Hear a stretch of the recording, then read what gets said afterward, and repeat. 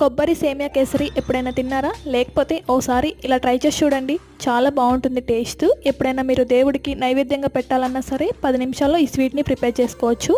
కడాయిలో 2 స్పూన్స్ నెయ్యి వేసుకొని 1 కప్పు వరకు సేమియా వేసుకొని లైట్ గోల్డెన్ కలర్ వచ్చేంత వరకు బాగా ఫ్రై చేసుకొని ఒక ప్లేట్లో పెట్టుకోవాలి. ఇప్పుడు అందులోనే 1 టీ స్పూన్ వరకు నెయ్యి వేసుకొని 1 కప్పు వరకు పచ్చి కొబ్బరి తురుమును కూడా వేసుకొని లైట్ గోల్డెన్ కలర్ వచ్చేంత వరకు బాగా ఫ్రై చేసుకొని పక్కన పెట్టుకోవాలి. ఇప్పుడు ఒక గిన్నెలో 1 కప్పు వరకు బెల్లం వేసుకొని సన్న సేమియా అయితే 2.5 కప్పుల వాటర్ వేసుకోవాలి. అదే లావుగా ఉంటే 2 ముక్కల వరకు వాటర్ వేసుకుంటే సేమియా అనేది కరెక్ట్గా ఉడుకుతుంది.